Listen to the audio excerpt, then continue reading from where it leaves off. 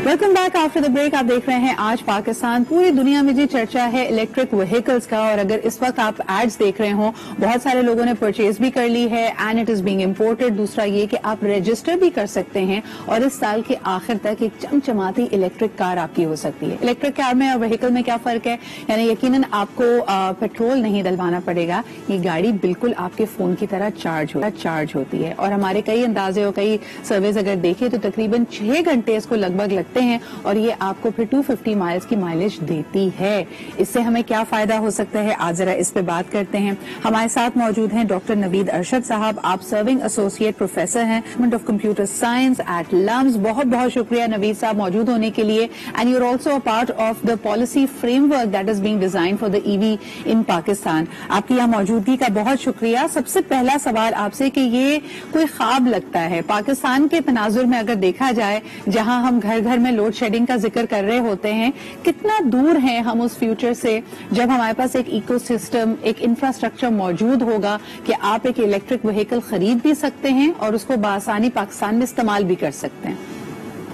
जी बहुत शुक्रिया। देखें इलेक्ट्रिक व्हीकल अब ख्वाब नहीं है, ये अब हकीकत बनने जा रहा है। और पाकिस्तान में हम थोड़ा स्लो हैं इसमें, लेकिन पूरी दुनिया में अब ये तय हो चुका है कि इलेक्ट्रिक व्हीकल ही अब फ्यूचर बनेगा। बहुत सारे मुल्कों ने कहा है कि 2025, 2030, 2035 तक वो फ्यूल वाली गाड़ियां खत्म करके इलेक्ट्रिक व्हीकल पे चले जाएंगे। सही। अच्छा, पाकिस्तान के अंदर हम थोड़ा लेट स्टार्ट हुए। हमने कोई 2 साल 3 साल पहले पॉलिसी पे काम करना शुरू किया, लेकिन अल्हम्दुलिल्लाह गवर्नमेंट ने बहुत अच्छे इंसेंटिव इसमें दिए हैं। बहुत सारे इसमें इन्वेस्टर्स हैं, बहुत सारे मैन्युफैक्चरर्स हैं जो पाकिस्तान में आ रहे हैं। अभी तो आपको ज्यादातर इम्पोर्टेड गाड़ियां नजर आ रही हैं, मगर बहुत जल्द आपको नजर आएंगी कि गाड़ियां, मोटरसाइकिल, रिक्शे इलेक्ट्रिक व्हीकल के फॉर्म में, और 1 साल से 2 साल के अंदर काफी ज्यादा आपका जो इसकी पेनिट्रेशन है वो हो जाएगी। दूसरा आपका सवाल इलेक्ट्रिसिटी का, हमारे पास बिजली इस टाइम पे वाफिर मकदार में मौजूद है। आज ही हमारे साहब का बयान था कि 2025 तक हमारे पास 50% एक्स्ट्रा बिजली है।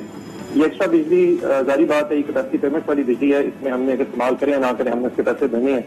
तो इलेक्ट्रिक व्हीकल एक बेहतरीन सोर्स है कि हम अगर उस पर शिफ्ट हो जाते हैं तो हम ना सिर्फ बिजली से इस्तेमाल कर सकेंगे, अपना ऑयल इम्पोर्ट बिल बचा सकेंगे, बल्कि जो हमारी जो पोल्यूशन है, जो लाहौर की स्मॉग है, या वैसे जो पूरे साल हमें मसले पड़ते हैं, उन सभी छुटकारा हमें मिल जाएगा। तो बिजली का भी मसला नहीं है और हमारे लिए मल्टीपल फायदे जो है वो लेके आएगा। नवीद साहब, क्योंकि आप इन्वॉल्व हैं एक ओवरऑल ईवी पॉलिसी के हवाले से भी, हमारे यहाँ व्हीकल पॉलिसी क्या है? हम देखते हैं कि आमदोरफ्त के लिए या ओवरऑल ट्रांसपोर्टेशन के लिए जो रोड्स का जो सड़कों का जाल है उसका भी बेहतर होना जरूरी है, उनकी मेंटेनेंस जरूरी है। और फिर पाकिस्तान एक वाहिद मुल्क हमें नजर आता है जहाँ गाड़ियां रिटायर नहीं होती। आपको 40 साल पुरानी गाड़ी भी सड़क पर इस वक्त नजर आएगी।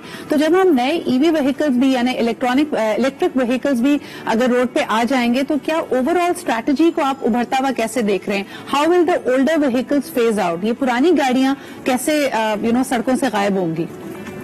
जी बहुत अच्छा सवाल है आपका। लेकिन दुनिया में मुख्तलिफ किस्म की सब्सिडीज या इंसेंटिव दिए जाते हैं इस बारे में। जिस तरह हमारे हमसाये ममालिक में इस तरह की इंसेंटिव है कि अगर आप 10 साल से 15 साल से पुरानी व्हीकल आप अपनी वापस ले आए, उसको डी रजिस्टर कर दें, तो आपको एक क्रेडिट मिलता है। वो क्रेडिट आप नई इलेक्ट्रिक व्हीकल लेने के लिए इस्तेमाल कर सकते हैं। सही। तो अभी तौर पे हमने पुरानी व्हीकल का कोई इस्तेमाल, अभी उसके लिए कोई पॉलिसी नहीं आई, बिकॉज इलेक्ट्रिक व्हीकल अभी बहुत ज्यादा तादाद में हमारे पास नहीं है। बहुत सारे वेंडर्स, बहुत सारे ओईएम्स हमारे पास अभी नहीं है। लेकिन जब वो आने शुरू होंगे तो आहिस्ता आहिस्ता ये पॉलिसी आनी शुरू हो जाएगी कि पुराने व्हीकल आप वापस दें और इलेक्ट्रिक व्हीकल पे शिफ्ट हो जाए। तो ये मेरे पास टाइम की बात है, ये इंशाल्लाह चीजें आनी शुरू हो जाएंगी। क्या आप समझते हैं कि इसकी शुरुआत, इलेक्ट्रिक व्हीकल की शुरुआत हम मास ट्रांजिट से कर सकते हैं? जिस तरह के हमने देखा था कि जो मेट्रो बसेस का सिलसिला था, केपी में भी इस तरह की बसेस इंपोर्ट की गई। Can our mass transit system be an EV system? जी, जाती तौर पर अगर मैं देखूं तो हमारे पास कुछ सेगमेंट है जो सबसे पहले इलेक्ट्रिक व्हीकल के लिए मौजूद है। उसमें जैसा आपने बिल्कुल कहा मास ट्रांजिट, और मास ट्रांजिट में भी जो फिक्स रूट पे चलने वाली बसें हैं, चाहे वो मेट्रो बसें हैं, चाहे वो दूसरी फीडर बसें हैं, उनका एक फिक्स रूट है जो एक तरफ जगह से निकलती हैं, दूसरी जगह पहुंचती हैं और फिर वापस उसी रोड पे आती हैं। तो वहां पे हम चार्जिंग स्टेशन बना सकते हैं उसके दोनों एंड पे, मेट्रो बस में, BRT में, जो ग्रीन लाइन कराची में रखी है। उसके अलावा जो और हमारे पास जो व्हीकल है वो कमर्शियल व्हीकल है, जिसमें 3 व्हीलर हैं, 2 व्हीलर हैं, छोटे ट्रक हैं। सबसे पहले इनको हम कन्वर्ट कर सकते हैं। एक जो सेक्टर ऑटोमेटिकली कन्वर्ट होगा वो हमारी जो हाई एंड व्हीकल है। हाई एंड व्हीकल जारी बात है वो एक लोगों का शौक होता है, सबसे पहले वो कोई नई टेक्नोलॉजी लेना चाहते हैं, तो उसको भी आना चाहिए। वो जारी बात अवेयरनेस क्रिएट करेगी।